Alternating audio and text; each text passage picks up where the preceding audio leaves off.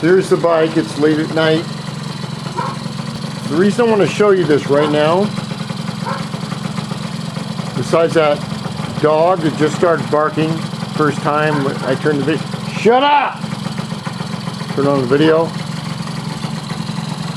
Your bike, if the engine is tuned correctly, should sit and idle all day long at this idle. What happens is your idle, if you have an air leak, okay, that means more air is leaking into the engine than it should be. After a little while, you have more air that leaks into the engine, and it leans the motor out so much that the engine stops. And you can see it makes a lot of noise. Let me put my refreshment down here.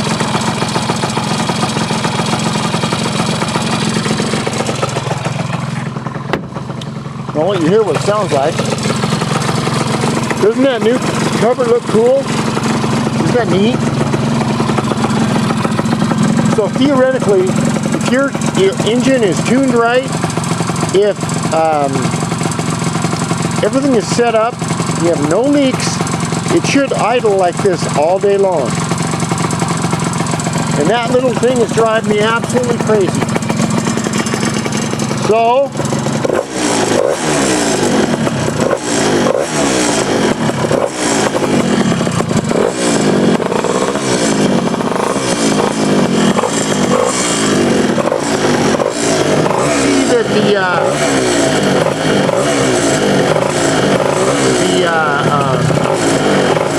the voltage is going up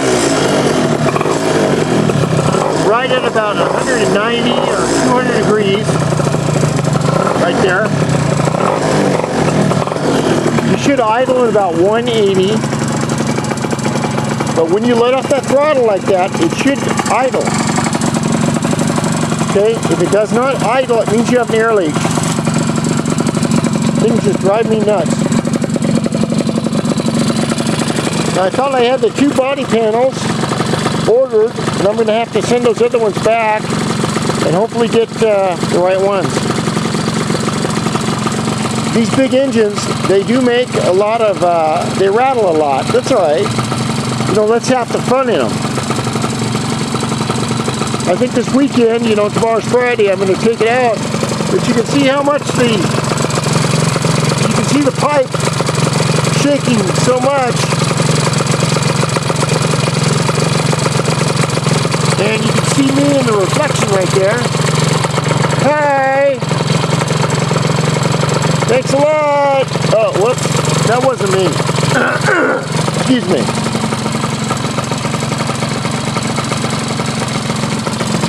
And then when I get the other side on here correctly, I'm going to put my other decals on here. I'm going to let this dry out for a while before I polish it. And I bought a new one of these covers, and because that's the original cover, and the new one was like, I don't know, $46. It's absolutely highway robbery, but it's like the Fram guy, pay me now or pay me later. If you want your part, you're going to have to come back to me and whatever they charge. The white wheels are looking really good. And I just haven't had a lot of time to run the bike because I've been so busy. Really, really busy at my work. We do a lot of woodwork, so I'm going to get into woodworking. But I just want to show you what the bike looks like idling. And you can see how much it shakes. Look at that shake. I mean, it's rattling everything, and that's even an idle. I'm going to transfer this switch right here. This controls. You can see my gauge over here.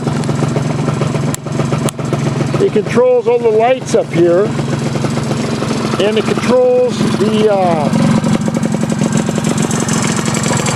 water pump right there. So That drives me absolutely nuts. I gotta find a way to fix that. So everything is going really good so far.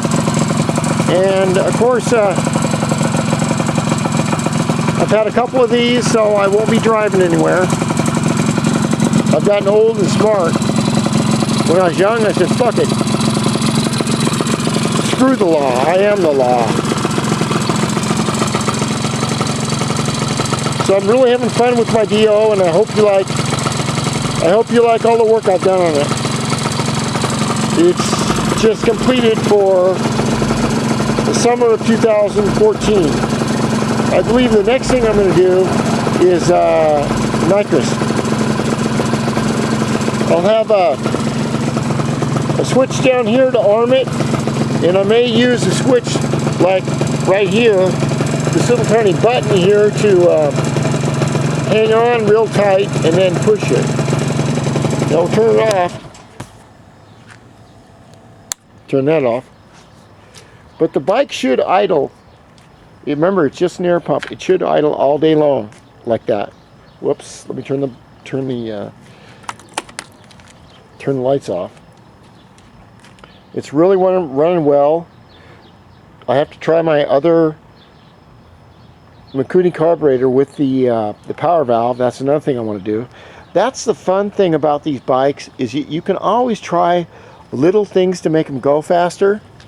And it's like a friend of mine that hasn't talked to me in years, and I do not know why.